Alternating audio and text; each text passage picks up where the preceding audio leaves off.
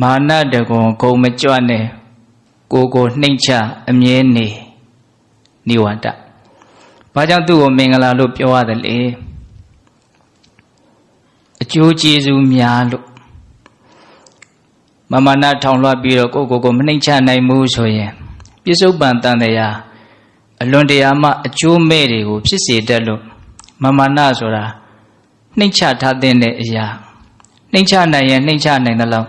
ပြစ္ဆုတ်ပန်မှာလည်းအကျိုးစီးပွားရှိတယ်တန်တရားမှာလည်းပဲအကျိုးရှိတယ်ဒါကြောင့်မို့လို့နိဝါဒမင်္ဂလာလို့မြတ်စွာဘုရားဟောနော်အဲ့ဒါနိဝါဒမင်္ဂလာနဲ့ပတ်သက်ပြီးတော့ဘုံဘုံတို့အဓိကနားလည်ကြရမှာကပါလဲဆိုတော့မာနရဲ့အကြောင်း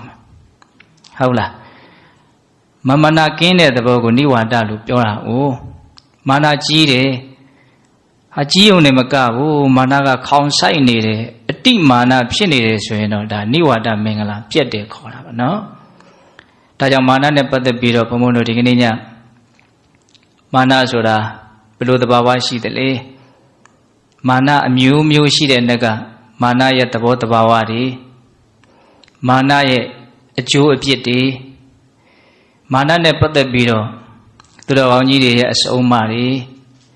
နောက်ဆုံးဒီမာနကိုဘယ်လိုပေရှာမလဲဆိုတဲ့အပိုင်းတွေ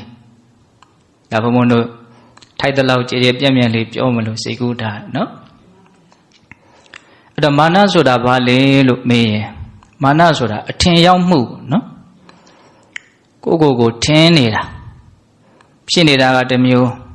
စိတ်ကအဲ့ဒီလိုဖြစ်နေတာကိုဖြစ်နေတဲ့အတိုင်းမသိမမြင်ပဲနဲ့သူထင်းခြင်းသလိုထင်းနေတာမာနဆိုတာအထင်ပဲပို့ပြီးတော့ကလေးတွေနားလည်အောင်ပြောရရင်တကယ်မဟုတ်ဘူးပေါ့သူ့စိတ်ထဲမှာထင်းနေတာဟုတ်လားအဲ့ဒီအထင်တွေကများလုံးမှားလုံးအားကြီးသွားတော့ပျောက်ကြွကြွဖြစ်သွားတယ်သူများကိုအထင်သေးတာတွေဘာတွေဖြစ်ကုန်နော်ဒါကြောင့်မာနဆိုတာမောက်မာတဲ့သဘောမှားယွင်းတဲ့အထင်တွေနဲ့ခက်ထန်တဲ့သဘောလို့အကျဉ်းမြင်လေးနားလည်ရနော်အဲ့ဒီမာနကလည်းပဲဘုံဘုံတို့အကျဉ်းမြင်အဖြစ်တေယမံတတိတမံဟိနမံလို့သုံးမျိုးမှတ်သားရနော်တေယမံဆိုတာကအစသအရာသူတစ်ပါးထက်တာလို့ပစ္စည်းဥစ္စာအဖြစ်လဲပေါ်လို့ရုပ်ရည်အဖြစ်လဲပဲချောလို့ပညာအဖြစ်လဲတက်လို့သူများတဲ့အစသအရာတာလို့မန်ဝင်ပြီးတော့မန်နေတက်လာအဲ့ဒါမျိုးကိုတေယမံလို့ခေါ်တယ်တဲ့နောက်တတိတမံဆိုတာကြတော့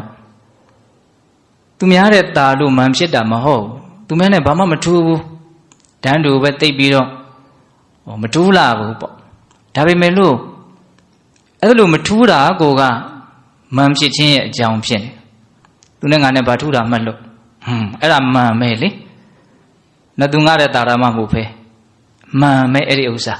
အဲ့ဒီလိုမန်မျိုးကြတော့ဘာခေါ်တော့တတိတမန်တဲ့ရှိရနော်ဘုံဘုံတို့ကိုယ့်ထက်နှိမ့်ကြတဲ့ကိုကထင်တာပေါ့လေ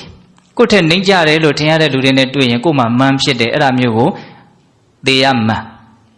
ဟုတ်လားကိုယ်စိတ်ထဲမှာဒီလူနဲ့ငါနဲ့တော့တိတ်အဆင့်မကွာပါဘူးလို့ထင်ပြီးတော့ဖြစ်နေတဲ့မန်မျိုးကိုကြတော့တတိတမန်နောက်ဟိနမန်လို့ရှိသေးတယ်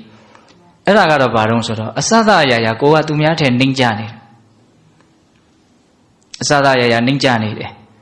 နှိမ့်ကြနေလို့မန်မဖြစ်ဘူးလို့မထင်နဲ့အဲ့ဒီမန်မျိုးကတခါတည်းမှာပိုးတောင်မှခက်ထန်နေတဲ့သေးတယ်နော်အနုလက်နဲ့ရွှေခွက်ကိုနှိုက်ရတော့နေသလားဒါမျိုးကိုပြောတာနော်ကိုရှိမှကိုစားတာဘယ်သူမှကြွေးတာမဟုတ်ဘူးဘယ်သူကကြွေးမယ်တော့ကိုရှိမှကိုစားရမှာပေါ့ဟုတ်လား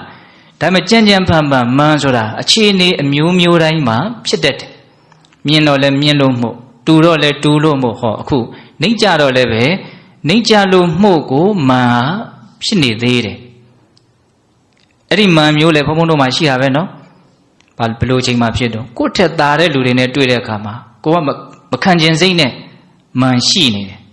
ဟုတ်တယ်မဟုတ်လားအဲ့ဒါဘုံဘုံတို့ကကိုယ့်ထက်နှိမ့်တဲ့လူနဲ့တွေ့တဲ့အခါမှာဖြစ်တော့ဒါသေယမန်လို့ပြောရမယ်ကိုယ်နဲ့တန်းတူလူနဲ့ပတ်သက်ပြီးတော့ဖြစ်လာတဲ့မန်ကြတော့တတိတမန်ဒါတစ်မျိုးလေးဘုံဘုံကပြောကြည့်တာပါကိုယ့်ထက်သားတဲ့မြင့်တဲ့လူတွေနဲ့တွေ့တဲ့အခါမှာဖြစ်တဲ့မန်မျိုးကိုကြတော့ဟိနမန်လို့ခေါ်မယ်ပေါ့နော်အဲ့ဒီလိုမန်တွေဟာအခြေအနေအမျိုးမျိုးမှာဆိုလိုတာကပြေးမလွတ်ဘူးအနေထားတိုင်းမှာမန်ဖြစ်နိုင်တယ်ဒါပေမဲ့ သူများတဲ့အစသာရရတာတဲ့အနေအထားမျိုးမှာပို့ပြီးတော့မန်ဟာဖြစ်တတ်တယ်ဒါကိုတော့ဘုံဘုံတို့သတိထားဖို့လိုတယ်ပေါ့နော်နောက်ထပ်မန်ကိုနည်းနည်းဘုံဘုံလေးလေးနက်နက်လေးပြောခြင်းတယ်အဲ့ဒါကအဘိနသုတ်တန်ထဲမှာလာတယ်ဝေယမန်အာရောကြမန်ဇီဝိတမန်ဆိုတဲ့အသုံးတော့အိုခြင်းတရားကိုဆင်ခြင်လို့ရှိရင်ဝေယမန်လို့ဆိုတဲ့ကိုယ့်ရဲ့အရွယ်ရှိသေးတဲ့နုပြိုတဲ့အရွယ်ကိုအကြောင်းပြုပြီးတော့ဖြစ်တဲ့မန်ကိုပယ်ရှားနိုင်တယ်လို့ဘုရားဟောတယ်ဝေယမန်ဆိုတာအရွယ်မှာငါငယ်သေးတယ်ဒီမှာလည်းမကောင်းဘူးငယ်သေးတယ်ဆိုရင်တော့ဘာတော့ခပ်ပေါ့ပေါ့ပဲနေဦးမယ်ဆိုတဲ့အဓိပ္ပာယ်ပေါ့နော်နောက်အာရောကြမန်နာခြင်းကိုစဉ်းစားဆင်ခြင်ကျမ်းမာရေးကောင်းတာကိုအကြောင်းပြုပြီးတော့ဖြစ်တဲ့အာရောကြမန်ဆိုတာကိုပယ်ရှားနိုင်ဟောဒါမှန်တစ်မျိုးကျမ်းမာတယ်ဒါကလည်းမန်ဖြစ်နေတယ်ဟုတ်လားနောက်ဇီဝိတမန်တဲ့တည်ခြင်းတရားကိုစဉ်းစားဆင်ခြင်ရင်ရှင်သန်ခြင်းကိုအကြောင်းပြုပြီးတော့ဖြစ်နေတဲ့မန်ဇီဝိတမန်ကိုဖယ်ရှားနိုင်တယ်အသက်ရှင်းနေတယ်ဆိုတာကိုကစမန်ဖြစ်ခြင်းရဲ့အကြောင်းဒီမန်ကြတော့တော်တော်နူးညံ့သိမ်မွေ့တယ်ငါတည်မြန်းတည်လိမ့်မလားလို့တွေးရတဲ့အနေအထားမျိုးကိုရောက်မှဒီမန်ရဲ့အကြောင်းကိုစဉ်းစားမိကြမယ်လို့ထင်ပါတယ်တေကောင်ပေါင်းလည်းဖြစ်ပြီးကိုငါတော့ဒီတောင်ကမကြော်တော့ဘူးဆိုတဲ့အနေအထားမျိုးကိုရောက်သွားမယ်ဆိုရင်ရှင်သန်ခြင်းကိုအကြောင်းပြုပြီးဖြစ်တဲ့မန်ကအများကြီးကြာသွားနော်ဒါကြောင့်ဝေယမန်အာရောကြမန်ဇီဝိတမန်မန်6မျိုးတောင်ရှိပြီပြောတာနော်တေယမန်တတိတမန်ဟိနမန်နောက်ထပ်မန်တွေအများကြီးရှိသေးတယ်ဒါကဘလို့ခွဲမလို့ဆိုတော့မန်ဖြစ်ပေါ်ခြင်းရဲ့မာနဖြစ်ပေါ်ခြင်းရဲ့အကြောင်းတရားကိုကြည့်ပြီးတော့မန်ကိုခွဲကြည့်ပစ္စည်းတွေပေါ်တော့ပစ္စည်းမန်ပေါ့ပညာတတ်တော့ပညာမန်ပေါ့ရုပ်လာတော့ရုပ်မန်ပေါ့ဟောအမျိုးမျိုးအကြောင်းကြောင့်ဘုံဘုံတို့ရဲ့စိတ်ထဲမှာမာနဆိုတာရှိနေတယ်မာနဆိုတာဘာလဲဆိုတာ ਨੇ ပတ်သက်ပြီးတော့ဒါဘုံဘုံပြောပြတာအဲ့ဒါဘုံဘုံတို့စဉ်းစားရမှာကဘုံဘုံတို့တန်တမှာဖြစ်ပေါ်နေတဲ့မာနတွေဟာ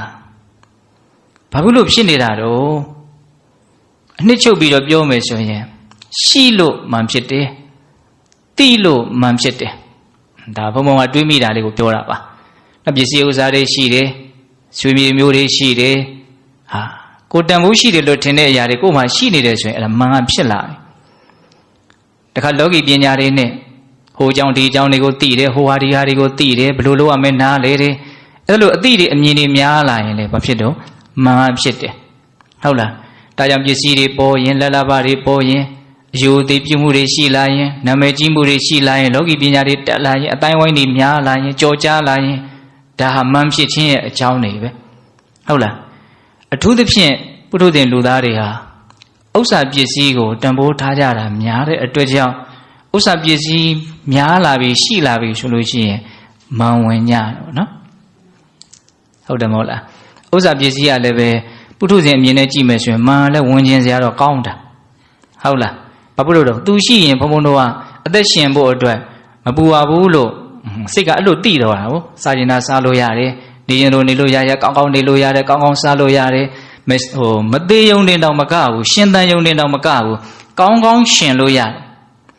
ကိုကြိုက်တာကိုသုံးဆောင်ခံစားလို့ရတယ်လူတွေကလည်းပဲအမလီငွေရှိလို့ရှင်ပါတော့အထင်ကြီးကြတယ်နေရထိုင်ရတာလောကကြီးမှာအလွန်ကိုပဲအဆင်ပြေတယ်လို့ထင်ကြတယ်နော်ဒါကြောင့်အဲ့ဒီပိုက်ဆံဆိုတဲ့ငွေရှိလာပြီဥစ္စာရှိလာပြီဆိုရင်ပုထုဇဉ်လူသားတွေဟာမဖြစ်ကြတော့မန်တက်တယ်တဲ့ဒါမန်တက်เสียအကြောင်းကလည်းရှိနေတော့မန်တက်တာပေါ့အဲ့ဒါဘုံဘုံတို့နားလေရမှာက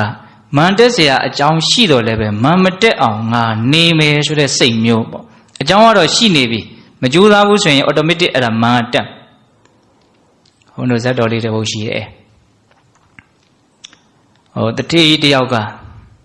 အသက်ကြီးမှအိမ်အောင်ကြပတ်စံချမ်းသာ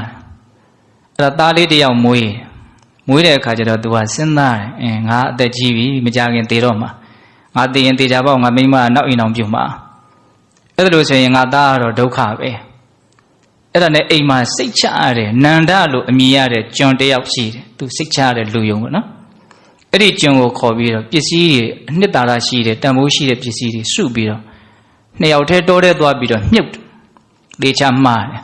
ငါမရှိတဲ့နောက်ပိုင်းမှာဒီပစ္စည်းတွေကိုငါသားလေးအတွက်မင်းဖော်ပေးဒီနေရာကိုမင်းတယောက်တည်းပဲငါပြောမင်းကိုပဲငါယုံကြည်တယ် အဲ့လိုပြောပြီးတော့အဲ့ဒီတထေးကတေဝါရောတေတော့ဒကမာကြီးကတော့နောက်အိမ်အောင်မပြုရှာပါဘူးဒါပေမဲ့လို့သူကသိတယ်ဒီကျွန်ကိုယုံလို့မို့လို့ဥစ္စာပစ္စည်းမြုပ်ထားခဲ့တယ်ဆိုတော့သိတဲ့အခါကျတော့သူသားအရွယ်ရောက်လာတဲ့အခါကျတော့မင်းဖေကပစ္စည်းတွေမြုပ်ထားတာရှိတယ်အဲ့ဒါငါလည်းမသိဘူးခုဒီအိမ်မှာခိုင်းနေတယ်နန္ဒဆိုတဲ့တို့ရဲ့လူယုံအဲ့ဒီကျွန်တယောက်ပဲသိအဲ့တော့သွားပြီးတော့မင်းဖော်ကြီးဆိုတော့အဲ့တော့တဲ့ခေါ်သွားတာပေါ့ကျွန်နဲ့အဲ့ဒီသားနဲ့အဲ့ဒီပစ္စည်းမြုပ်ထားတဲ့နေရာကိုလည်းခွမိပြီးရောက်ပြီးအဲ့ဒီနေရာလေးရောက်ရောအဲ့ဒီကျွန်ကစိတ်ကြီးဝင်သွားအောက်ကမြုပ်ထားတဲ့ငွေရဲ့ဥစ္စာပစ္စည်းရဲ့အရှိန်ကသူ့ကိုလာဟတ်တယ်အဲ့ဒါနဲ့သူ့သခင်ကို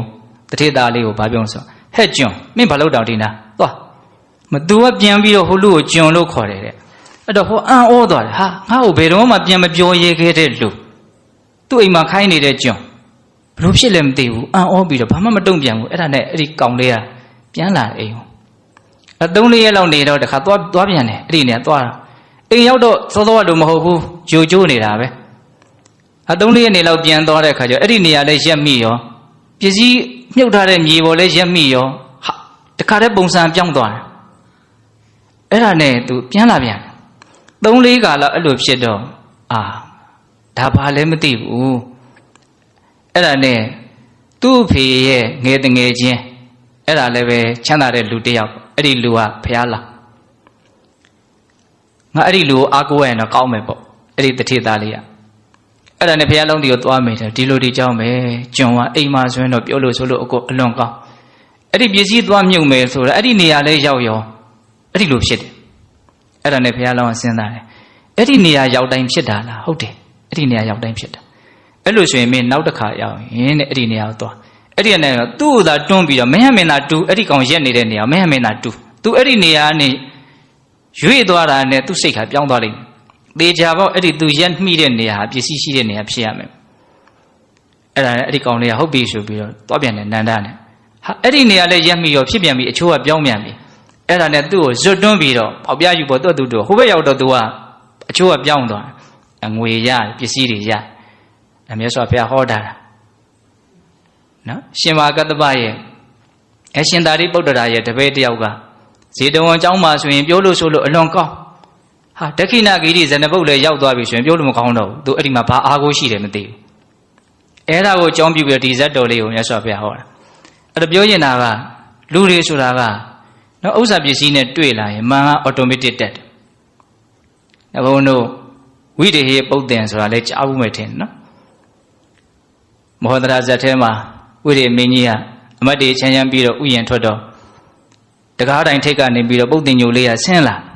ပြီးတော့မြေကြီးပေါ်မှာဝစ်ပြီးတော့ခေါင်းဆက်ပြီးတော့ဘယင်ကိုအယုသိပြုတပင်းကြီးဟာဒါဘာလုပ်တာတော့ဆိုတော့အမတ်တေကိုမေးတော့မောဟဒရာကမင်းကြီးကိုခါစားတာပါအယုသိပေးတာပါဟာငါခါစားတဲ့အကောင်အချီးနှီးမဖြစ်စေရဘူးဆိုပြီးတော့ဆုလက်အနေနဲ့တရက်ကို4အသပြာကိုအမဲသားကျွေးအဲ့ဒီပုတ်တင်ညိုလေးကိုနော်အဘုံညိုလေးစိန်ကြနေတာပေါ့အဲ့ဒါဥပုံနေ့တရက်ရောက်တဲ့အခါကျတော့သားငါမတက်ရဘူးဆိုတော့အဲ့ဒီလိုသူ့ကိုတာဝန်ပေးထားတဲ့မင်းကြီးကအမဲသားဝယ်မရတာနဲ့မကျွေးရင်လည်းပဲမင်းမြင့်မင်းတန်တက်မှာလဲစိုးတာနဲ့အဲ့ဒီအပြား၄ပြားငွေပြားလေး၄ပြားကိုအပေါက်ဖောက်ပြီးတော့ကျိုးနဲ့ချီပြီးတော့ပုတ်တင်ညိုလေးရဲ့လေပင်ကိုဆွဲပေးထားတယ်ကျိုးလေးနဲ့ဆွဲပေးထားတယ်အဲမင်းကြီးဥယျာဉ်ထွက်တဲ့အခါကျတော့ကိုတော်ကျော်ကအဲ့ဒီတကားတိုင်ပေါ်ကနေဆင်းမလာတော့တိုင်ထိတ်ကနေပဲခေါင်းလေးထောင်ပြီးတော့ဆက်ပြတယ်အဲ့တော့ဘုရင်ကြီးကဟာဘာဖြစ်လဲမသိဘူးတော့အခါတိုင်းငါလာလို့ရှိရင်အမြဲတမ်းဆင်းတယ်သူအဲ့လိုလေကျွေးနေရဆိုသူကအမြဲတမ်းဆင်းပြီးတော့လာဒီနေ့ဆင်းမလာတော့ခေါင်းလေးပဲမြင်ရအဲ့ဒါနဲ့ဘုရင်ကြီးကမောဟဒရာကိုမေးတာပေါ့ဒီကောင်ဘာလို့ဒီနေ့ဆင်းမလာတာတော့ပညာရှိတို့ရဲ့နော်အမြင်ဆိုတာဆူးရှာတေချာပေါ့ဒီနေ့ဥပုံနေဒီကောင်အမဲသားရဟာမတူဘူးဒါကြောင့်မလို့သူ့အတွက်ရတဲ့ဒီအဖို့အခါကိုတေချာပေါ့သူ့လည်းပင်ဆွဲပေးထားပုံရတယ်သူ့ကိုပေးထားပုံရတယ်အဲ့ဒါနဲ့ဘုရားလောင်းကတက်ကြည့်စရာမလိုပဲနဲ့ဂါထာလေးရွတ်ပြီးတော့ပြောတာလေပင်မှာဖောက်ပြီးတော့ဆွဲတာဟန်တူတယ်ဒါကြောင့်အဲ့ဒီမင်းကြီးကိုခေါ်ပြီးတော့မေးဆိုတော့ခေါ်မေးတော့အဟုတ်လေပင်မှာဖောက်ပြီးတော့ဆွဲပေးထားတာအဲ့ဒါဘုရင်ကြီးကသဘောကျလွန်းလို့မောသထာရဲ့ပညာစွမ်းကြည်စံတပ်ပညုတဉာဏ်ရှိတဲ့အတိုင်းပဲပေါ့နော်မမြင်ရဘဲနဲ့သိတယ်မကြားရဘဲနဲ့သိတယ် အဲ့ဒါနဲ့တကားပေါက်၄ပေါက်မှာရတဲ့အခွန်တွေကိုမောဒရာကိုစုချတယ်ဆိုပြီးတော့ဒါမောဒရာဇတ်တော်ထဲမှာပါတာအဲ့တော့ဘုံဘုံတို့ပုထုဇဉ်တွေဆိုတာဥစ္စာပစ္စည်းနဲ့တွေ့လာလို့ရှိရင်မှန်ဆိုတာဘာဖြစ်တော့တက်လာတယ်ဟာသူများလာတက်တာငါတော့မတက်ဘူးလို့မထင်နဲ့နော်အစင်မပြေတဲ့အချိန်နဲ့အစင်ပြေတဲ့အချိန်စိတ်ကဒုက္ခမတူဘူးမဲအစင်မပြေရင်ညှိုးငယ်လို့ဒါလည်းမကောင်းဘူးအစင်ပြေပြီဆိုရင်ဘာဖြစ်တော့မလေးတက်ကြွလို့အစွန်းမရောက်ဖို့အရေးကြီးတယ်ပေါ့နော်တည်ငြိမ်ဖို့အရေးကြီးတာပေါ့ဒါကြောင့်ကိုယ့်ရဲ့စိတ်ကိုနားလည်ဖို့လိုတယ်များသောအားဖြင့်ပုထုဇဉ်တို့ဆိုတာဥစ္စာပစ္စည်းနဲ့တွေ့ရင်ဘလို့ဖြစ်ကြတာများတော့နတ်ယူဘုံနဲ့မြောက်တော့ခြေထောက်ပြီးတော့ကရတယ်ဆိုလိုမျိုးနတ်ယူ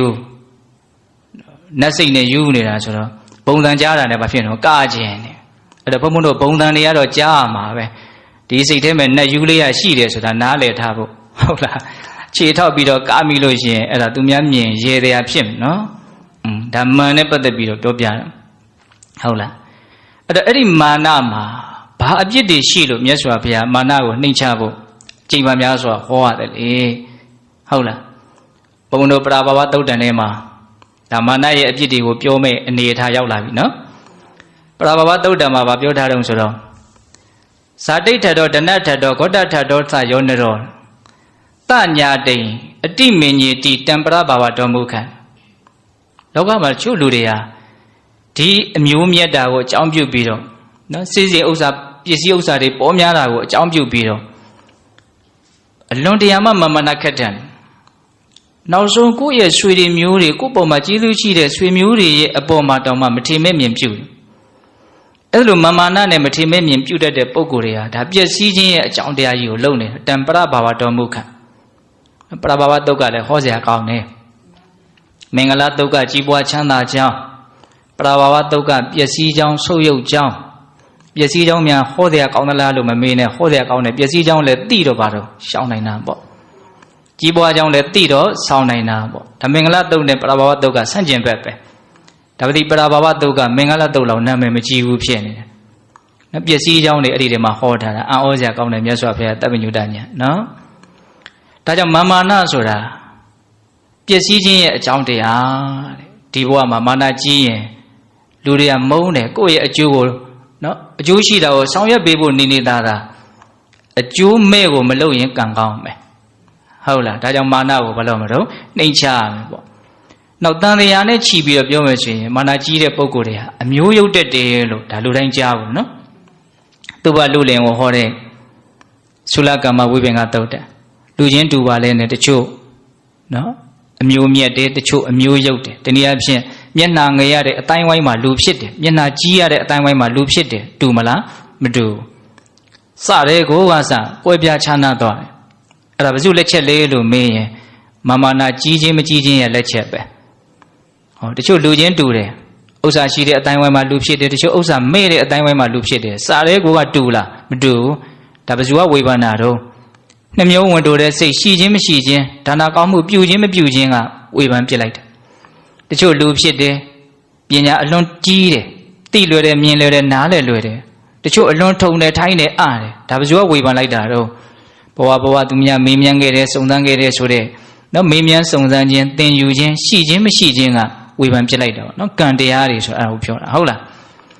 ဒါကြောင့်မြတ်စွာဘုရားလက်ထက်ကသုတ်ပိယမထေရဆိုတာရှိတယ်ဒွန်စန္ဒာမျိုးနော်သုတ်တန်ဆောင်မှာသွားပြီးတော့လူဖြစ်တယ်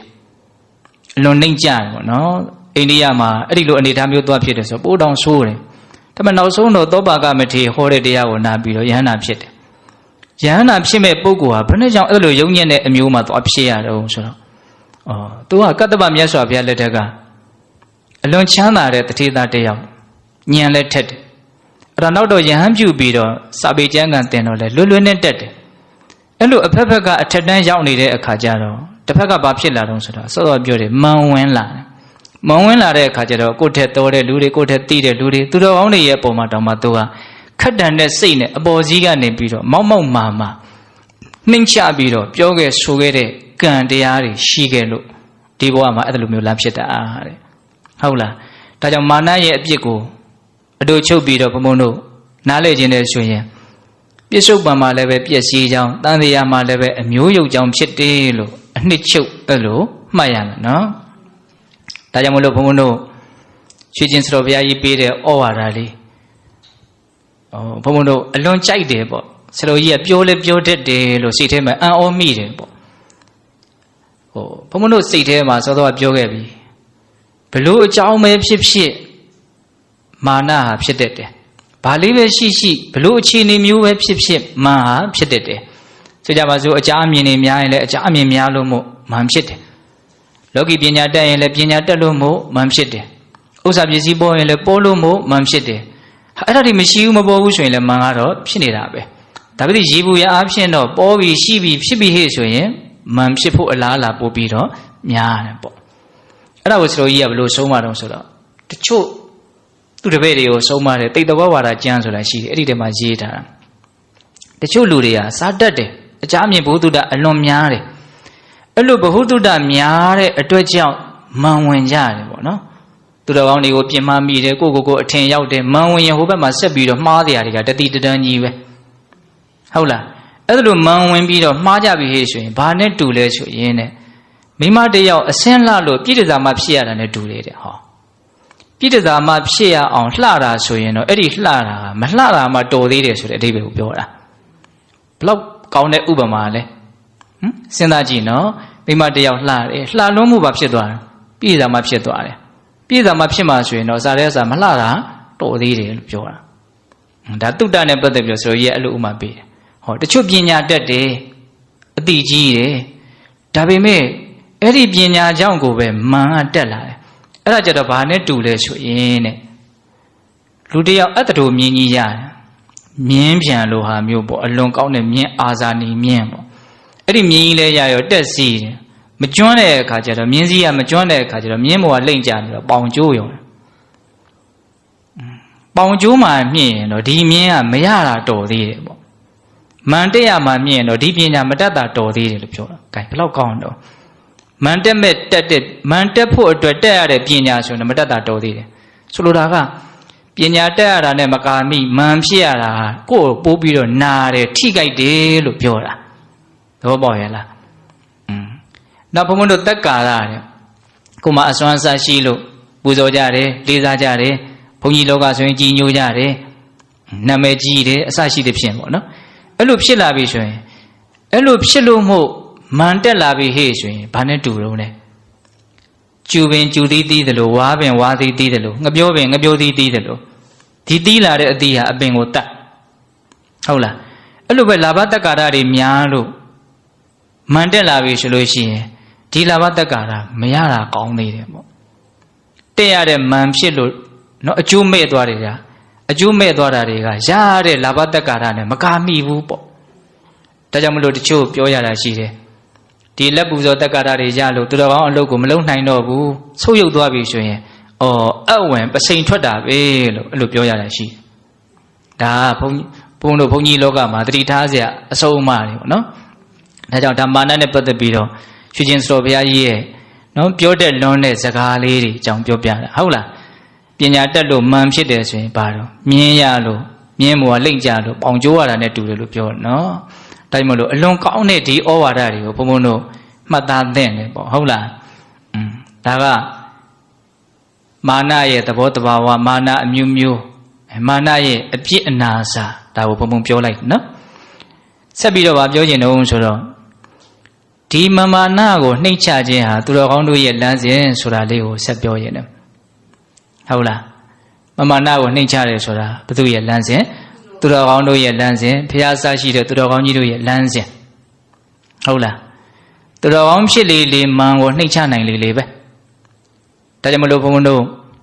သဗ္ဗုရိတသုတ်တံဆိုတာရှိတယ်ဥပရိပါဏာတပါဠိတော်ထဲမှာဘုန်းဘုန်းတို့ဟောဘူးတာရှိပါတယ်သူတော်ကောင်းတို့ရဲ့စိတ်နေသဘောထားသူယုံမာတို့ရဲ့စိတ်နေသဘောထားတနည်းအားဖြင့်သူတော်ကောင်းတရားသူယုံမာတရားအဲ့ဆိုဘုရားခွဲပြီးဟောတာအနည်းချုပ်လေးပြောရလို့ရှိရင်ကိုယ်မှာဘလို့ကောင်းမွန်တာတွေကြီးမြတ်တာတွေအစဉ်ပြေတာတွေဘာတွေပဲရှိနေဘာကြီးပဲဖြစ်နေအဲ့ဒီကောင်းတာတွေမြင့်မြတ်တာတွေအဲ့ဒါတွေဖြစ်တဲ့အတွက်ကြောင့်ကိုမြင့်တင်မယ်သူများကိုနှိမ့်ချမယ်ဆိုရင်အဲ့ဒါသူယုံမာတရားလို့အဲ့လိုဟောတယ် ကိုမှဘာပဲဖြစ်နေနေဘာပဲရှိနေနေဘလို့ကြီးပဲကိုယ့်ရဲ့အခြေအနေကမြင်မာလို့နေနေအဲ့ဒီမြင်မာခြင်းအကြောင်းကြောင့်ဟာဒါတွေမြင်မာလို့လောဘဒေါသမောဟကုန်တာမဟုတ်ဘူးသူတော်အောင်တရားကိုနီးမှန်လမ်းမှန်ကျင့်မှလောဘဒေါသကုန်တာဒါကြောင့်ဒါတွေမြင်မာတဲ့အတွက်ကြောင့်ကိုမြင့်တင်စရာအကြောင်းမရှိဘူးသူများကိုနှိမ့်ချစရာအကြောင်းမရှိဘူးလို့မှန်မှန်ကန်ကန်မြင်ပြီးတော့ကိုဘလို့ပဲဖြစ်နေသူများကိုမနှိမ့်ချဘူးကိုမမြင့်တင်ဘူးဆိုရင်အဲ့ဒါသူတော်ကောင်းစိတ်ဓာတ်တော့ဟောတပုဒ္ဒေတာတုတ်တန်ရဲ့အနှစ်ချုပ်လေးကိုပြောပြတာနော်ဆိုကြပါစို့ဥပမာတတိဘောကနေယဟန်ပြုလာတဲ့ယဟန်တစ်ပါးပစ္စည်းပေါ်တဲ့အမျိုးကနေယဟန်ပြုလာလို့ဟာသူများကိုနှိမ့်ချမယ်ကိုမြင့်တင်မယ်ဒါသူယုံမှတရားပဲတဲ့သူတော်ကောင်းတရားဆိုတာဘယ်လိုတော့ပစ္စည်းပေါ်လို့လောဘဒေါသမောဟကုန်တာမဟုတ်ဘူးမှန်မှန်ကန်ကန်ကျင့်သုံးနိုင်မှလောဘဒေါသမောဟကုန်နေတာဒါကြောင့်ပစ္စည်းပေါ်ခြင်းကြောင့်ကိုနှိမ့်ချစရာကိုမြင့်တင်စရာအကြောင်းမရှိဘူးသူများကိုနှိမ့်ချစရာအကြောင်းမရှိဘူးလို့နားလည်ပြီးတော့ပစ္စည်းဥစ္စာပေါ်များခြင်းတည်းဟူသောအကြောင်းကြောင့်ကိုမမြင့်တင်ဘူးသူများကိုမနှိမ့်ချဘူးအဲ့ဒါသူတော်ကောင်းတရားအဲ့ဒါဘယ်အထိမြတ်စွာဘုရားဟောတော့ဆိုတော့ယဟန်တွေကိုဟောတာနော်စာတတ်တယ်ဝီနည်းဆောင်တယ်ဒူတင်ဆောင်တယ်နောက်ဆုံးဇံရတယ်ဇံရလို့ကိုမြင့်တင်တယ်သူများကိုနှိမ့်ချမဆိုလဲအဲ့ဒီဇံရပုဂ္ဂိုလ်ကြီးမှာအဲ့ဒါသူယုံမှစိတ်ဓာတ်ဖြစ်နေတယ်အဲ့လိုပြောရတယ်စဉ်းစားနော်ဇံရခြင်းတည်းဟူသောအကြောင်းကြောင့်ကိုမမြင့်တင်ဘူးသူများကိုမနှိမ့်ချဘူးဆိုရင်အဲ့ဒါပါတော့သူတော်ကောင်းစိတ်ဓာတ်တယ်အလောက်ထိမြတ်စွာဘုရားဟောထားတာဒါပါလေဆိုတော့မာနကိုမြတ်စွာဘုရားဘလောက်ယွန်ရှာဆက်ဆုပ်တယ်လဲဆိုတာကိုပြောထားတာဒါကြောင့်သူတော်ကောင်းတရားကိုသိလေနော်ယိုကျိုးတဲ့စိတ်ရှိလေပဲယိုကျိုးတဲ့စိတ်ရှိပြီဟေးဆိုရင်ကိုယ့်ရဲ့ပြောတာဆိုတာကိုယ့်ရဲ့အတန်နော်ဝစီကံအမှုအရာလို့ဘုံဘတင်စားပြောခြင်းဟုတ်လားဒါလည်းပဲနှစ်လိုပဲဖြစ်နေမှာပဲကာယကံအမှုအရာလည်းဘယ်လိုဖြစ်နေမလဲနှစ်လိုပဲဖြစ်နေမှာပဲခုဘုံတို့ပြောတာဆိုတာကြီးကအဆင်မပြေပါဘူးစိတ်တိုင်းမကြပါဘူးနော်နေတာထိုင်တာကြီးကလည်းပဲအဆင်မပြေပါဘူးစိတ်တိုင်းမကြပါဘူးဆိုတာများသောအားဖြင့်မန်အခန်းတွေကိုအခြေခံပြီးတော့နော်ပြောနေကြလို့နေကြလို့ကာယကံမှုဝစီကံမှုတွေကတောင်မကျိုးတာပေါ့ဟုတ်လားတော့တောင်မကျိုးဘူးဆိုတာအဲ့ဒါပဲအဓိကဟုတ်လားဒါကြောင့်သူတော်ကောင်းစိတ်ဓာတ်မှာအခြေခံပါတော့ကိုမမြင့်တင်ဖို့သူများကိုမနှိမ့်ချဖို့ဆိုတဲ့မနာကင်းဖို့ဟာအလွန်အရေးပါတယ်လို့ဒါကိုနားလည်ရမယ်ဒါကြောင့်ဘုရားပြည့်ရင်ဉာဏ်ပညာအကြီးဆုံးလို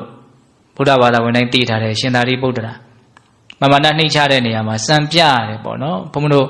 ဒီမင်္ဂလာနဲ့ပတ်သက်ပြီးတော့ရေးထားတဲ့စာအုပ်တွေထဲမှာဒီရှင်သာရိပုတ္တရာရဲ့အကြောင်းကိုရေးကြတာကြီးပဲတွေ့ရတယ်တခါမဲ့အရှင်မြတ်ကြီးကသင်္ကန်းကင်တာအောက်ကမညီဘူးဖြစ်နေတယ်အစွန်းလေးထွက်နေတောင်တန်းလေးလိုဖြစ်နေတယ်အဲ့ဒါကိုရင်ပေါက်စာလေးကလာပြီးတော့ပြောတယ်အရှင်ဘုရားသင်္ကန်းကြီးကလည်းမညီပါဘူးပေါ့အဲ့ဒါနဲ့တနေရာမှာသွားပြီးတော့ညီလေးသွားဝတ်တယ်တဲ့ရှင်သာရိပုတ္တရာက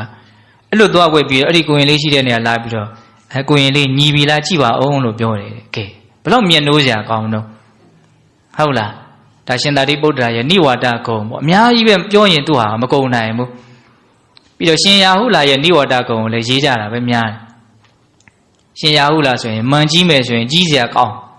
းမြတ်စွာဘုရားရဲ့သားတော်ဟုတ်လားလူဖြစ်နေမယ်ဆိုရင်စัจ java ရင်းမင်းဖြစ်နိုင်တဲ့ဘုံကံရှိတဲ့ပုဂ္ဂိုလ်ရုပ်ရည်မှလည်းပြောစရာမရှိပဝန်းကျင်အတိုင်းဝိုင်းဘာမှပြောစရာမလိုလောက်ပြည့်စုံတဲ့ပုဂ္ဂိုလ်ဒါပေမဲ့မန်အလွန်နှိမ့်ချတယ်တဲ့တချို့ကဆိုလို့ရှိရင်သူ့ကိုစမ်းတောင်စမ်းကြတယ်တဲ့အလွန်မနှိမ့်ချတာဟုတ်ရလားဆိုတာသိအောင်စမ်းတာတဲ့ကြောက်စရာကြီးတရှင်ရဟုလာဒီလန်းသွားပဲဆိုသူလာခင်ကစပြီးတော့ဓမြက်စေးတို့အမိုက်တောင်းတို့ပြစ်ထားတယ်အဲ့ဒါသူအိမ်နာရောက်လာပြီဆိုဟေးဒီအမိုက်တောင်းတို့ဓမြက်စေးကဘယ်သူပြစ်ထားလဲမသိဘူးသို့တော့ရာဟုလာဖြတ်သွားတာမြင်လိုက်တာပဲဟောမကြားနိုးနာလေးပြောတာပေါ့နော်အဲ့ဒါကိုသူကဟာတပြည့်တော့ပြစ်မထားပါဘူးလို့မဖြေရှင်းဘူးတဲ့အဲ့ဒီဥစ္စာကိုထကောက်တောင်းနေရသွားထားတယ်ဓမြက်စေးနေရသွားထားတတ်တာပဲဘာမှတော့ပြောမသွားဘူးကဲဓမ္မမာနကိုနှိမ့်ချထားတာနော်အဲ့ဒါသူယန္တာမဖြစ်သေးဘူးအဲ့ဒီအချိန်မှာယန္တာဖြစ်လို့မာနမရှိလို့နှိမ့်ချနေတာမဟုတ်ဟုတ်လားမြတ်စွာဘုရားကဝိနည်းသိက္ခာပုပညာထားတာရှိတယ်နော်လူတွေရှင်သာမဏေတွေဟာယဟန်နေနဲ့နှစ်ညသုံးညအပြင်တမိုးတရံထဲမှာအတူတူမအိပ်ကောင်းဘူးစပညာတုံးကတော့နှစ်ညသုံးညဆိုတဲ့အနုပညာချက်မပါဘူးမအိပ်ရဘူးပေါ့နော်အဲ့ဒါလည်းပြည့်ညက်ပြီးတော့ရှင်ရာဟုလာနဲ့ဘယ်သူမှသွားယဟန်နေနဲ့အတူတူကတကြောင်ထဲမှာအိပ်မရတော့ကျောင်းကအိပ်ဆရာနေရမရှိဘူးအဲ့ဒါဘာလို့တုံဆိုရှင်ရာဟုလာမြတ်စွာဘုရားရဲ့ဝိသကုရိအိမ်သာပေါ့နော်အဲ့ဒီအိမ်သာထဲဝင်အိပ်နေတယ်တဲ့ မနဲ့လင်းလို့မြတ်စွာဘုရားအိမ်သာတက်မလို့ကုရီတက်မလို့လာတော့မှချောင်းဟန်းတော့ထဲထဲချောင်းဟဲ့ဘယ်သူတုံးဆိုတော့တပည့်တော်ပါဘုရားဘာဖြစ်လို့တော့ကိုရင်နေနဲ့ဦးစင်းနေနဲ့အတူတူမအိပ်ရဘူးဆိုတဲ့တိတ်ခါဖို့ကြောင့်မလို့အိပ်เสียနေရမရှိလို့ဒီပေါ်တက်အိပ်တာပါတကယ်ဆိုလို့ရှိရင်သူ့ရဲ့ဥပိ္ပဇေဆရာတွေနော်သူ့ရဲ့နော်ကမောသာဘယ်လိုတော့သူ့ကိုခေါင်းရိပ်ပေးတဲ့ဆရာတွေနေသေးဆရာတွေရှိတယ်အဲ့ဒါတွေကတကယ်တမ်းကရှင်အာနန္ဒာတို့ရှင်သာရိပုတ္တရာတို့တကယ်ပုဂ္ဂိုလ်ကြီးတွေသူသွားပြီးတော့အပူကတ်မယ်ဆိုကတ်လို့ရတာပဲဘာမှမပြောဘူးဖြစ်တယ်လို့လေးပဲနေလိုက်တာပေါ့ဒါပါတော့လို့မင်းမာနကင်းတဲ့သဘောလို့နားလေရမယ်ဟုတ်လားဒါကြောင့်မာနကိုနှိမ့်ချတယ်ဆိုတာဘုရားဆရှိတဲ့သူတော်ကောင်းကြီးတွေရဲ့လမ်းစဉ်လို့ဒီလိုမျိုးနားလေရအောင်နော်အဲ့ဒါလို့ဆိုရင်ဘုန်းဘုန်းတို့ဗာဆက်ပြောမလို့ဒီမာနကိုဘုန်းဘုန်းတို့ဘလို့နှိမ့်မလဲဒီတက်နေတဲ့မန်ကိုဘလို့ချိုးမလဲသူများကမန်နေရှိတာပါငါတော့မန်မရှိပါဘူးလို့မြင်မထင်နေနဲ့နော်အဲ့ဒါဆိုရင်စာရဲကောစာလွဲတော့မှာဟုတ်လားပြောခဲ့ပြီပဲနော်အခြေအနေမျိုးမျိုးတိုင်းမှာမန်ဆိုတာရှိနိုင်တယ်ကြည့်ဘုံဘုံတို့ကကိုကသူများတဲ့အမြဲတာနေတာမဟုတ်ဒါတိတာကျင်တဲ့လူတွေတော့ကိုကတာရင်တာနေတာအဲ့လိုသူတို့တဲ့တာတဲ့အနေထားလေးနဲ့ကိုကတွေ့ရင်အဲ့ဒါဘာဖြစ်မလဲတော့တေးရမှန်ဖြစ်မယ်နော်လူတိုင်းအတွက်တော့တာနေတာမဟုတ်ဒါတိကိုဘေးကလူလေးအတွက်ထက်တို့ထက်ကိုကတာနေတဲ့အခါမျိုးမှာဘာဖြစ်နိုင်တော့တေးရမှန်ဖြစ်နိုင်ကိုထက်တာတဲ့လူနဲ့တွေ့တော့ဘာဖြစ်နိုင်တော့ဖြီးနှမှန်ဖြစ်နိုင်တယ်ကိုနဲ့ဗိမသာလိမ္မသာတွေနဲ့တွေ့တော့ဘာဖြစ်နိုင်တော့သတိသားမှန်ဖြစ်နိုင်တယ်နော်အဲ့တော့ဘုံဘုံတို့ကအမြဲတမ်းသူများတဲ့တာတဲ့နေရာမှာကြီးရက်တည်နေတာလည်းမဟုတ်ဘူးဒန်းတူနေရာမှာရက်တည်နေတာလည်းမဟုတ်ဘူးအောက်ကျတဲ့နေရာမှာရက်တည်နေတာလည်းမဟုတ်ဘူးကိုဘေးကလူရဲ့အပေါ်မှာပဲမူတည်ပြီးတော့ဒီကိုရဲ့လောကီအဆင့်တွေကသတ်မှတ်လို့ရတဲ့အနေအထားမျိုးဖြစ်နေတာပြောရင်ဒါကိုရဲ့နှိမ့်တာမြင့်တာကိုတယောက်တည်းနေလို့ရှိရင်ကိုကနှိမ့်သလားမြင့်သလားဘာမှကိုပြောလို့မရအောင်ကိုဘေးကလူနဲ့ရှင်လိုက်မှကိုရဲ့နှိမ့်ခြင်းမြင့်ခြင်းဒန်းတူခြင်းဆိုတာဖြစ်လာအဲ့ဒါပေါ်မှာအခြေခံပြီးတော့မာလည်းအမျိုးမျိုးဖြစ်မှာဟုတ်လားဒါကြောင့်မာနကိုဘယ်လိုနှိမ့်မလဲဆိုတဲ့ဥစ္စာကိုစိတ်ဝင်စားသင့်တယ်နော်အဲ့ဒါဘုံဘုံဒီမှာမှတ်ထားတာလေးပထမအဆင့်ဝေယမအရောကြမဇီဝိတမဘုံဘုံပြောရတယ်နော်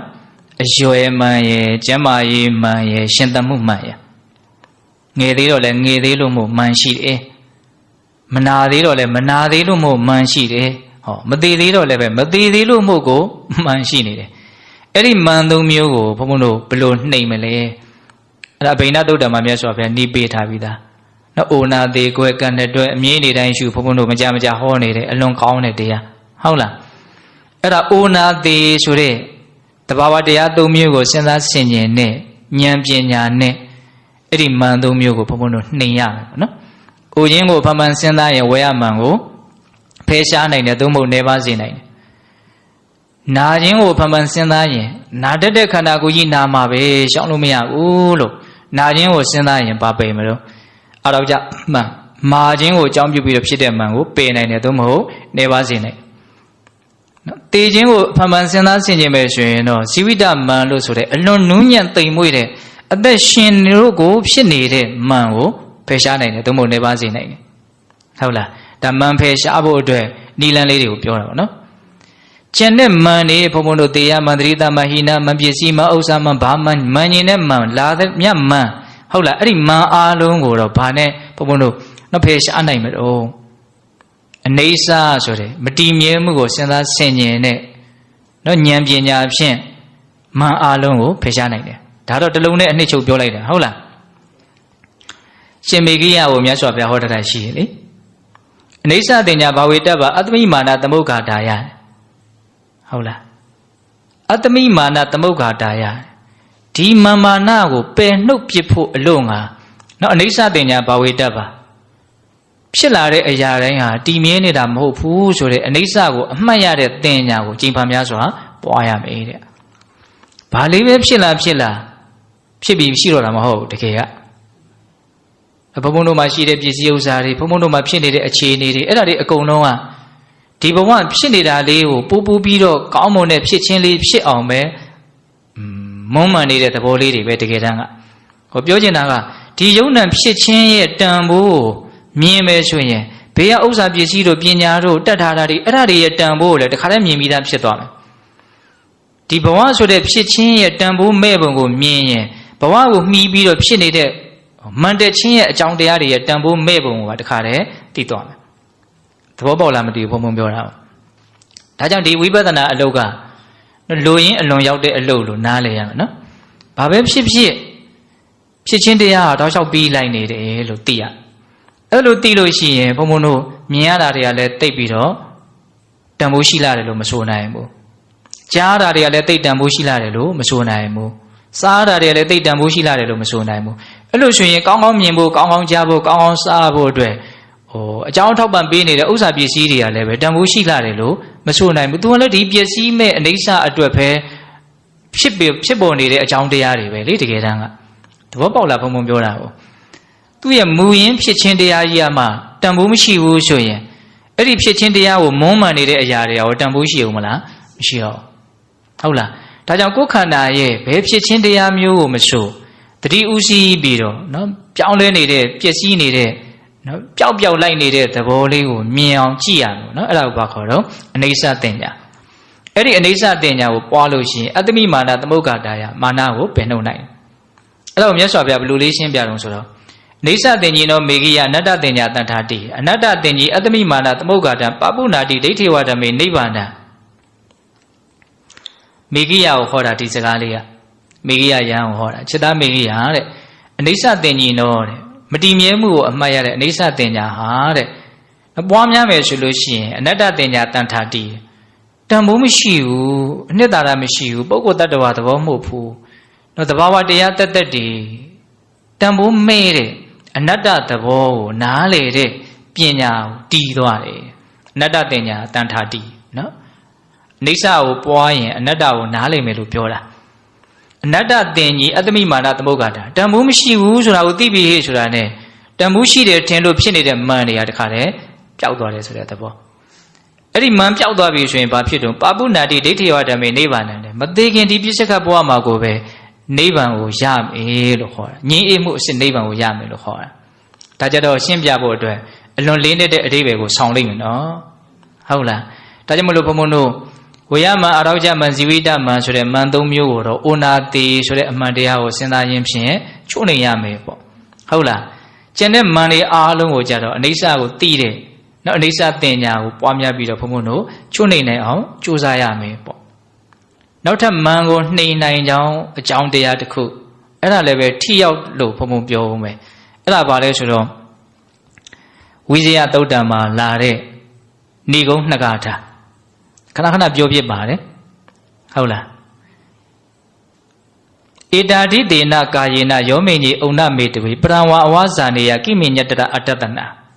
ရပြီမို့လားအဲ့ဒီကားထားလေးရပြီနော်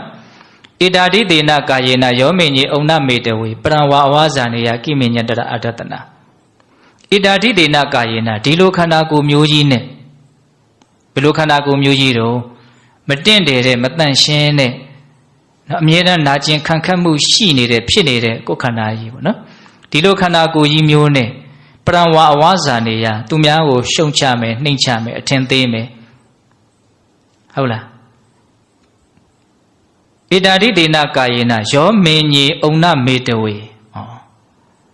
ယောမင်းကြီးအုံနမေတဝေဆိုကိုသူများထက်သာတယ်လို့ထင်နေတာကိုမြင့်တင်နေတာပေါ့နော်ပရံဝါဝါဇာနေယသူများကိုကြတော့ဘာတော့နှိမ့်ချတယ်လို့ထင်နေတာအမြဲတမ်းနှိုင်းရှင်မှုနဲ့သွားတယ်သူကဟုတ်လားနှိုင်းရှင်နေတာနှိုင်းရှင်နိုင်လဲအဖြေကဘယ်လိုထွက်တော့မတူဘူးလို့ပဲထွက်တယ်သူကမတူကဘယ်လိုမတူတာတော့ငါအထက်ကသူကအောက်ကအဲ့လိုသွားတာနော်အဖြေအများစုကကိုသူများတဲ့ညံ့တဲ့အရာလေးတွေကိုမြင်တယ်မြင်ဦးတော့မှဘယ်လိုတော့ကိုကြတော့ငါအဲ့ဒီနေရာလေးသာသူများတဲ့ညံ့တာပါကျန်တဲ့နေရာတွေတော်တာတွေရှိအဲ့လိုလည်းလာသေးတယ်ဟုတ်တယ်မဟုတ်လားနော်တပုံးပြောရင်တာပါတော့ဒီလိုခန္ဓာကိုယ်ကြီးမျိုးနဲ့သူများကိုနှိမ့်ချမယ်ကိုမြင့်တင်မယ်တနည်းအားဖြင့်သူများနဲ့ကိုယ်နဲ့ကိုရှင်းပြီးတော့မတူဘူးလို့ထင်နေမယ်ပေါ့ဟုတ်လားအဲ့ဒါလိုနှိမ့်ချနေတာမြင့်တင်နေတာတွေကဘာလဲဆိုရင်ကိမိညတရအတ္တတနာဒီခန္ဓာကိုယ်ရဲ့အကြောင်းကိုအမှန်မမြင်ခြင်းရလွယ်လို့တခြားအကြောင်းရှိဘူးတဲ့ပြောချင်တာကဒီခန္ဓာကိုယ်ရဲ့အကြောင်းကိုတကယ်မသိလို့ကိုအထင်ရောက်နေကြတာသူများကိုအထင်သိနေကြတာလို့ပြောချင်တာအဲ့တော့ဒီခန္ဓာကိုယ်ကဘယ်လိုခန္ဓာကိုယ်တော့သူ့ရဲ့အထက်ကခန္ဓာဂါထာကဒီခန္ဓာကိုယ်ရဲ့အကြောင်းကိုအနှိမ့်ချုပ်ပြောထားတာပဲလေအဲ့ဒီဝိဇ္ဇသုတ်တံရဲ့အနှိမ့်ချုပ်ကအဲ့ဒီနှစ်ဂါထာလို့ဘုံဘုံကပြောချင်တာနော်ဒိပါရကောယံအတုစီဒုက္ခနောပရိဟာရတိ နာနာကုဏပပရိပူရဝိတဝန္တောတတော်တတော်တဲ့ဒါခန္ဓာကိုယ်ရဲ့သဘာဝအနှစ်ချုပ်ပဲဒိပါရကောယံအတုရှိတယ်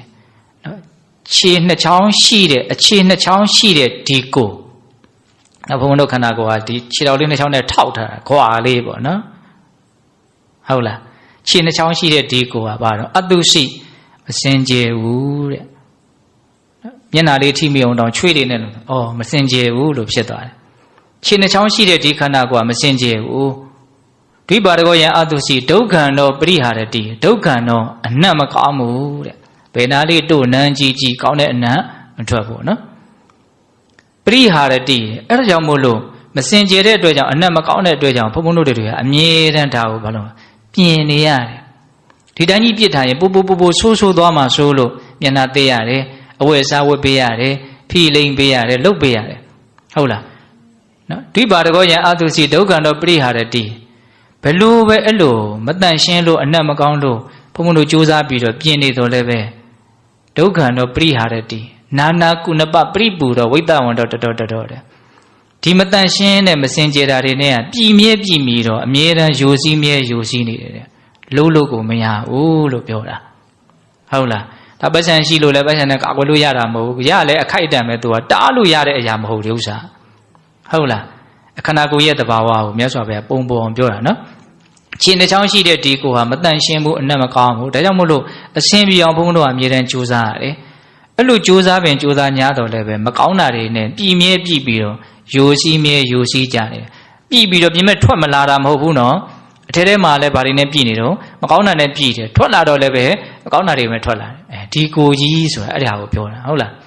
ဒီလိုခန္ဓာကိုယ်ကြီးမျိုးဖြင့်ကိုမြင့်တယ်ပဲသူများကိုနှိမ့်ချမယ်ဆိုရင်ဒါဒီခန္ဓာကိုယ်ရဲ့အကြောင်းကိုမသိခြင်းကလွယ်လို့တခြားအကြောင်းမရှိဘူးဆိုတာအဲ့ဒါကိုပြောတာဟုတ်လားအဲ့ဒါဘုံဘုံကဒီမင်္ဂလာတရားဟောတော့မင်္ဂလာနဲ့ပတ်သက်တဲ့စာအုပ်လေးတွေများဖတ်ဖြစ်တယ်ဆိုတော့စောစောပြောခဲ့တယ်လေအဲ့ဒါဆရာကြီးဥတော်စင်ရေးထားတယ်မင်္ဂလာနဲ့ပတ်သက်တဲ့စာအုပ်ထဲမှာပုံမြင်လေးတစ်ပုဒ်တွေ့ရတယ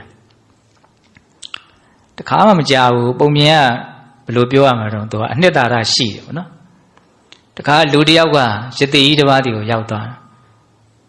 ဒါတိသူကနည်းနည်းမှန်ကြီးတဲ့လူဒါပေမဲ့သူ့ကိုယ်သူနှိမ့်ချခြင်းဟာဆောင်ပြီးတော့ရသေကြီးကျုပ်မဲ့အောက်ကျနွန်းလို့ဆင်းရဲလွန်းလို့ချမ်းသာအောင်ဘယ်လိုလုပ်ရမလို့ချမ်းသာအောင်လုပ်ပေးသမ်းပါအောင်အဲ့တော့ရသေကြီးကပြောဆိုအဲ့လိုဆိုရင်မင်းနဲ့အောက်ကျတဲ့အရာတစ်ခုငါ့တီကိုယူခဲ့ကွာလို့ပြောတယ်မင်းနဲ့အောက်ကျတဲ့အရာတစ်ခုဒါမှမဟုတ်မင်းနဲ့အောက်ကျတဲ့ထင်ရတဲ့လူတစ်ယောက်ခေါ်ခဲ့ပေါ့မင်းနဲ့အောက်ကျတဲ့အရာယူခဲ့လို့အဲ့တော့အဲ့ဒီလူကသွားရှာတယ်သူ့ထက်အောက်ကျတဲ့လူရှာတော့သူစွန့်ထားတဲ့မစင်တွေကိုတွေ့ရတယ်မစင်ကတော့တေချာပေါ့ငါ့ထက်အောက်ကျတဲ့အရာပဲဒါထက်အောက်ကျတာတော့မရှိဘူးတော့အဲ့ဒါနဲ့မစင်ယူပြီးတော့သူ့တွေကိုသွားမယ်ဆိုတော့သွားတော့မစင်ကပြောတယ်တဲ့သူ့ကိုမင်းငါ့ကိုမကင်နဲ့လို့ပြောတယ်တဲ့ငါတစ်ချိန်လုံးကအနတ်ရတာနဲ့ပြည်ခဲ့တယ်မုံတစ်ခုဖြစ်ခဲ့တာကွာလို့ပြောတယ်ကံမကောင်းအကြောင်းမလှလို့မင်းနဲ့ပေါင်းပြီးတော့ငါမှဒီလိုအခြေအနေမျိုးရောက်သွားတာပါတကယ်ဆိုလို့ရှိရင်ငါနဲ့တင်လို့လည်းရတယ်ငါအခုမင်းနဲ့ပေါင်းမိတာနဲ့ငါ့ကိုလူတွေကမြင်လို့ရှိရင်အော့ခြင်းတလို့အန်ခြင်းတလို့မကြည့်ခြင်းတလို့လောက်ကြတာအဲ့ဒါကိုပဲထပ်ပြီးတော့ငါမင်းနဲ့ထပ်ပေါင်းရအောင်မယ်ဆိုရင်ငါဘလောက်အောက်ကျသွားမလဲမသိဘူးလို့ပြောတယ်တဲ့ကဲဘုံမအဲ့ဒီပုံမြင်ဖတ်တော့လူကလည်းမစင်လောက်တောင်မှအဆင်အတန်းမရှိပါလားဆိုတဲ့အတွေးမျိုးပေါ့နော်စဉ်းစားကြည့်လေစဉ်းစားကြည့်ကိုယ်နဲ့ပေါင်းမိလို့နော်အနတ်ရတာနဲ့ပြည့်စုံတဲ့မုံလေးကဘာဖြစ်သွားတာမစင်ဖြစ်သွားတာအဲ့တော့ဘုံမအဲ့ဒါကိုဖတ်ပြီးတော့ဘာလို့သွားပြီးတော့အမှတ်ရပြန်တော့ဆိုတော့ဘုံတို့မဟာဝိသုဒ္ဓံဆိုတော်ဘုရားကြီးရေးထားတဲ့ပရမတ္ထသရူပဗေဒနီဆိုတဲ့အောက်ကြီးရှိပြီးတော့အကြောင်းတွေကိုရေးထားတာပေါ့ဒါပေမဲ့လူသားမဏိဖတ်ရင်လည်းတချို့ဟာတွေနားလည်နိုင်ပါတယ်အဲ့ဒီမှာဒီယဟန်တွေကိုပစ္စည်းလေးပါးနဲ့ပတ်သက်ပြီးတော့စဉ်းစားဆင်ခြင်ဖို့ဤမျိုးစုံနဲ့စဉ်းစားရတယ်ဆိုကြမစို့စွန့်စားမယ်ဆိုရင်လည်းပဲလှဖို့ပါဖို့အားရှိဖို့ဝါဖို့ကြည်ကောင်းဖို့စတာမဟုတ်ပါဘူးအမတို့အမြဲဆိုနေဣတိစပွဲအမေမေဆိုတာဟုတ်လားအဲ့ဒါတဘာဝကြအဲ့ဒါစဉ်းစားတာနော်စွမ်းဟုခုံပြီးဤပစ္စည်းကသူကြီးပါတာတည်နေပါမှုရွှန်ရွှာပဲမျိုးမဟုတ်လို့လေပုတ်သုံးညီအောင်ဤကိုကောင်နဲ့သုံးဆောင်တဲ့မှုအကြောင်းပြု၍ခုမကြမောသူသဘောသူလျင်စောပြက်ပြဲကင်းစင်ကွယ်သည်ထွေပွေရဖြစ်ကြတော့သည်တကားဒါကဘာတော့ရွှန်စာဆွဆုပ်ဖွယ်ကိုဆင်ញင်တာစားရင်နဲ့လောဘဒေါသမဖြစ်အောင်လို့ဒါဆင်ញင်တဲ့နည်းအဲ့ဒီထဲမှာဆင်ញင်တဲ့နည်းတွေအများကြီးဓာတုဓာတ်အနေနဲ့စဉ်းစားဆင်ញင်တာရှိတယ်ပฏิကူလနော်ရွှန်စာဆွဆုပ်ဖွယ်အနေနဲ့စဉ်းစားတဲ့နည်းတွေအများကြီးရှိတယ်အဲ့မှာစတော်ကြီးရေးထားတာလေးတွေဒါဝိသုဒ္ဓိမက်ကိုအခြေခံပြီးတော့ရေးထားတာပေါ့နော် နော်ဒီမစင်နဲ့ထိမိတဲ့အသုံးဆောင်တွေဟာအကုန်ပျက်စီးသွားတယ်အဲ့ဒီအခိုက်အတန့်ဟုတ်တယ်မဟုတ်လားဒီအဝတ်ကလေးမစင်နဲ့ထိရဆိုသုံးမရတော့ဘူးအလျှော်ရင်လျှော်ပဲလေဟုတ်လားခန္ဓာကိုယ်နဲ့ထိမိတာနဲ့အသုံးဆောင်တွေဟာဆုပ်ပေသွားတော့တာပေါ့ဆိုလိုတာကအဲ့ဒါအောက်မှာပါထပ်ပြီးတော့ရေးတာလို့ဆိုတော့အစိတ်တွေနဲ့ထိမိတဲ့ခါမှာမျက်ပင်လေးတွေကညှိုးသွားသလိုကိုယ်နဲ့ထိမိတာတွေကလည်းပဲအကုန်လုံးတန်ဖိုးမဲ့သွားတယ်ပေါ့အဝတ်စားဆိုရင်မဝတ်စင်မဝတ်သေးခင်အဝတ်စားနဲ့ဝတ်ပြီးတဲ့အဝတ်စားတန်ဖိုးချင်းတူအောင်မလားကိုယ်ပြီးသားဝတ်ဆိုရင်သိပ်ပြီးတော့ဒီမှာမွေးချင်တော့ဘူးပေါ့နော်ဒါကိုပြောတာဘင်ပုတ်စွန်းထသုံးမကြသို့ကာယနဲ့ဆက်ရရခပင်အတွင်းအပသုံးသမျှပင်ခဏချက်ချင်းယိုရင်းပြုံးတိပျက်စီးလေပါဤခန္ဓာသည်ပမာပင်စုအလားဒီတဲ့ဆိုရလင်္ကာကြီးကလည်းအလွန်ကောင်းတယ်နော်ဘင်ပုတ်စွန်းထသုံးမကြသို့ကာယနဲ့ဆက်ရရခပင်အတွင်းအပသုံးသမျှပင်ခဏချက်ချင်းယိုရင်းပြုံးတိပျက်စီးလေပါဤခန္ဓာသည်ပမာပင်စုအလားဒီစိတ်နှံစွန်းထိပင်ရှိတို့နွမ်းရည်သေးရုပ်ကိုယ်နဲ့ဆက်ကရရခပင်အတွင်းအပသုံးသမျှပင်ခဏချက်ချင်းယိုရင်းပြုံးတိပျက်စီးလေပါဤခန္ဓာသည်ပမာစိတ်တုအလားဒီခန္ဓာကိုယ်ကြီးကအစိတ်တုံးစိတ်ခဲကြီးနဲ့တူတယ်ပေါ့နော်ခန္ဓာကိုယ်ကြီးကဘင်တုံးဘင်ခဲနဲ့တူတယ်ပေါ့သူနဲ့ထိမိသမျှအကုန်တွေဟာတန်ဖိုးမဲ့ကုန်တယ်လို့ပြောတာတော့ဘာတော့မမာနကိုနှိမ်ချဖို့အတွက်ကိုယ်ခန္ဓာရဲ့အကြောင်းကိုကောင်းကောင်းသိဖို့ဆိုတာကိုပြောတာသဘောပေါက်လားဘုံပြောတာကိုအဲ့လိုဆိုရင်ဘုံဘုံတို့ဒါမမာနကိုဘယ်လိုနှိမ်မလဲဆိုတဲ့အပိုင်းကလေးကိုဒါဒီလောက်လေးဘုံဘုံမှတ်ထားတယ်နောက်ဏိကုံးချုပ်ပါပြောခြင်းတော့ဆိုတော့မမာနထဲမှာရှိတဲ့မမာနဟောဒါလေးကိုဏိကုံးချုပ်ပြောခြင်းအဲ့ဒါကဘယ်သုတ်တံကိုအခြေခံပြီးတော့ပြောရင်တုံးဆိုတော့ဘေခုနိသုတ်တံဆိုပြီးတော့စတုကနိဗ္ဗာန်အင်္ဂုတ္တထဲမှာမှတ်တမ်းတင်ထားတယ်အခါတစ်ပါးမှာဘေခုနိမတစ်ပါးကရှင်အာနန္ဒာကိုစိတ်ဝင်စားတာရှင်အာနန္ဒာကိုကြိုက်တာသူကအဲ့ဒါနဲ့ဘာလုပ်တုံးဆိုတော့သူ့တကားတယောက်ကိုရှင်သူနေမကောင်းလို့ရှင်အာနန္ဒာကိုသွားပြီးတော့ပင့်ပေးပါသူအသေးအတန်ဖြစ်နေလို့အဲ့ဒီတကားလည်းသွားပင့်တာအရှင်မြတ်ကလည်းအဟုတ်မှတ်ပြီးတော့လိုက်လာတာပေါ့ဒါပေမဲ့ဒီကြားတဲ့အခါကျတော့သူကသင်္ကန်းခေါင်းပြီးခြုံပြီးတော့အိတ်နေတယ်ရိပ်မိတယ်ရှင်အနန္ဒာကရိပ်မိတဲ့အခါကျတော့အဲ့ဒီဘိက္ခုနီမကိုတရားဟောတာအဲ့ဒီတရားလေးကိုအနှစ်ချုပ်ပြောပြတယ်ဘာပြောတုံးဆိုတော့နှမတဲ့အဲ့ဒီခေတ်ကနှမလို့ခေါ်တယ်နော်ဘဂိနိနှမနော်ကိုယ့်ရဲ့သူရင်သားရင်လို့မေတ္တာအစစ်အမှန်နဲ့ဒါခေါ်တာပေါ့ဘာပြောတုံးဆိုတော့ဒီခန္ဓာကိုယ်ဟာအာဟာရကြောင့်ဖြစ်တာတဲ့အာဟာရကိုအမိပြုတ်ပြီးတော့ဒီခန္ဓာကိုယ်ဖြစ်ကြောင်းဖြစ်တဲ့အာဟာရကိုပယ်လို့ရတယ်ပယ်ရမယ်တဲ့မြတ်စွာဘုရားဟောတယ်ဒီခန္ဓာကိုယ်ဟာတဏှာလောဘကြောင့်ဖြစ်တာတဲ့ဒါပေမဲ့တဏှာလောဘကိုအမိပြုတ်ပြီးတော့အဲ့ဒီတဏှာလောဘခန္ဓာဖြစ်ကြောင်းတဏှာလောဘကိုပယ်ရမယ်တဲ့ဒီခန္ဓာကိုယ်ဟာမာနကြောင့်ဖြစ်တာတဲ့အဲ့ဒီမာနကိုပဲအမိပြုတ်ပြီးတော့ခန္ဓာဖြစ်ကြောင်းမာနကိုပယ်ရမယ်တဲ့ဒီခန္ဓာကိုယ်ဟာမေထုံကြောင့်ဖြစ်တယ်တဲ့ဒါပေမဲ့မေထုံကိုအကြောင်းပြုပြီးတော့မေထုံကိုပယ်လို့မရဘူးတဲ့မေထုံကိုကြတော့အကြောင်းရင်းကိုတတ်ရမယ်လို့ဘုရားဟောတယ်တဲ့၄ချက်အဲ့ဒါဘုံဘုံနည်းနည်းလေးနားလည်အောင်ပြောပြမယ်နော်ခန္ဓာကိုယ်ဆိုတာအာဟာရကြောင့်ဖြစ်တယ်ဆိုတာကဒီရုပ်အာဟာရကိုရည်ရွယ်တာမဟုတ်မနောသင်စေတနာအာဟာရဆိုတဲ့ဒီနာမ်ပိုင်းဆိုင်ရာအာဟာရတွေရှိသေးတယ်ဘဝတွေဆက်ပြီးတော့ဖြစ်နေအောင်အကြောင်းထောက်ပံ့ပေးတာဘုံဘုံတို့ကတာမန်ဆိုလို့ရှိရင်အာဟာရဆိုလို့ရှိရင်ဒီစားလို့တောက်လို့ဝါလို့ဖြစ်လာတဲ့အာဟာရလောက်ကိုပဲမြင်တာအမှရုပ်အာဟာရတစ်ပါးနာမ်အာဟာရ၃ပါးတောင်ရှိတယ်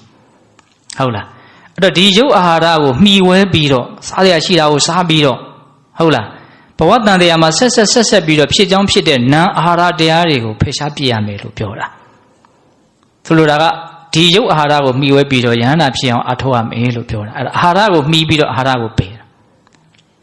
နော်တဘာဝလေးတွေနားလည်အောင်ပြောပြတာတခါတဏှာလောဘကိုမှီပြီးတော့တဏှာလောဘကိုပယ်မယ်တဲ့အဲ့ဒါဘာပြောတာတော့ဘုန်းတို့ဘဝတွေဆိုတာတဏှာလောဘကြောင့်ဖြစ်နေတာဆက်ပြီးတော့တဏှာလောဘကိုမှီပြီးတော့တဏှာလောဘကိုဘယ်လိုပယ်မလို့ဆိုတော့ဆိုကြပါစို့တချို့အားထုတ်လို့ယန္တာဖြစ်သွားကြတယ်သတင်းကြားရတယ်ဩသူတို့ယန္တာဖြစ်သွားတာငါလည်းယန္တာဖြစ်ချင်လိုက်တာအဲ့ဒီယန္တာဖြစ်ချင်တဲ့အလိုဆန္ဒအဲ့ဒါလောဘပါနော်ဒါပေမဲ့အဲ့ဒီလောဘပါတော့ရှိတဲ့လောဘ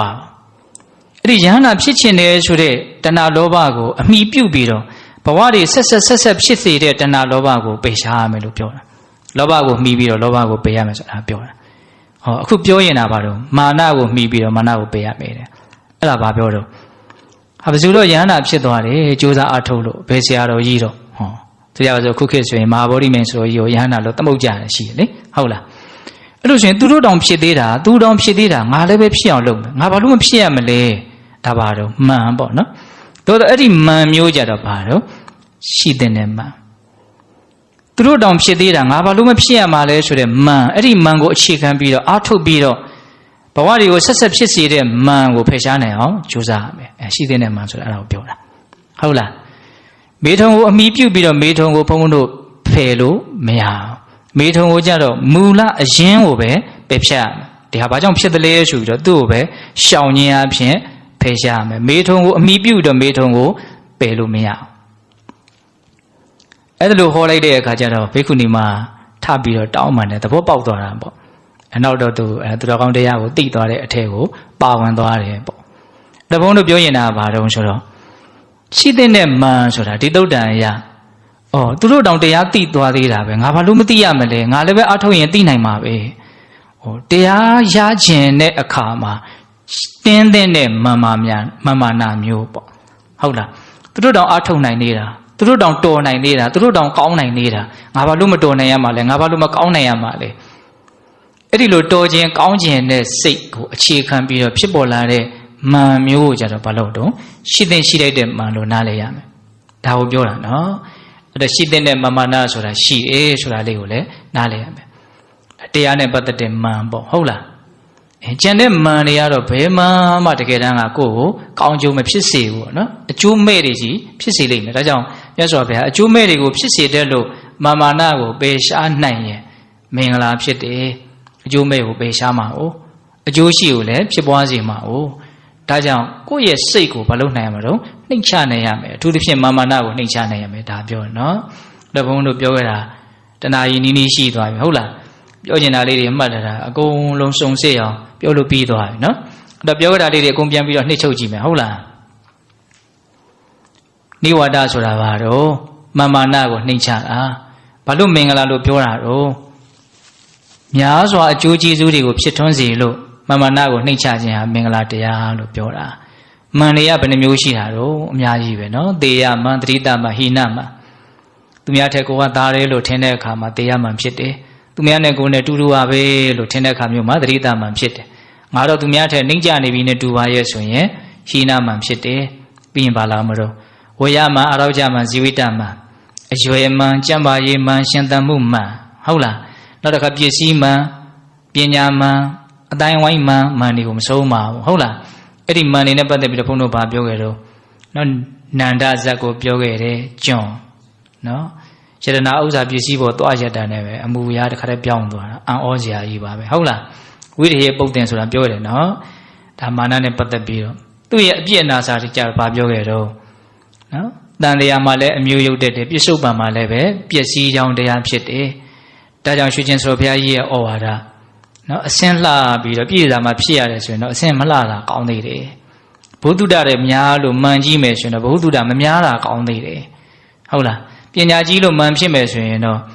နော်မြင်းမောကလိမ့်ကြမယ်မြင်းကိုပိုင်ခြင်းမျိုးဆိုရင်မပိုင်တာကောင်းသေးတယ်ဟုတ်လားလက်ပူဇော်တက္ကရာတွေများလို့မှန်ကြီးမယ်ဆိုရင်တော့နော်ဝါပင်ကျူပင်ရဲ့ကျူသည်မသီးတာကောင်းသေးတယ်ဒီသဘောမျိုးပြောတာနော်ပြီးတော့ဘုံဘုံပါဆက်ပြောတော့မာမာနနှိမ့်ချခြင်းဟာသူတော်ကောင်းတို့ရဲ့လမ်းစဉ်ဖြစ်တယ်နော်ရှင်သာရိပုတ္တရာရဲ့နှိမ့်ချနိုင်မှုရှင်ရာဟုလာရဲ့နှိမ့်ချနိုင်မှုနော်သူတော်ကောင်းစိတ်တဲ့သူယုံမှာစိတ်တဲ့တပ္ပုရိသတုတ်တန်လေးလည်းအနှိမ့်ချုပ်ပြီးတော့ပြောခဲ့ပါတယ်ဟုတ်လားဒါတွေကလောဘဒေါသမောဟကိုကုန်ခန်းစေတာမဟုတ်ဘူးသူတော်ကောင်းတရားကသာလည်းလောဘဒေါသမောဟကိုကုန်ခန်းစေတာဒါကြောင့်ဒါတွေရှိရှိမရှိရှိဒါတွေမြင့်မြင့်နှိမ့်နှိမ့်ဘာမှမာနဖြစ်เสียအကြောင်းမရှိဘူးသူများကိုနှိမ့်ချเสียကိုယ့်ကိုမြင့်တင်เสียအကြောင်းမရှိဘူးဒါပြောတာနော်အဲ့လိုဆိုရင်မာနကိုဘုံဘုံတို့ဘလို့နှိမ့်မယ်တော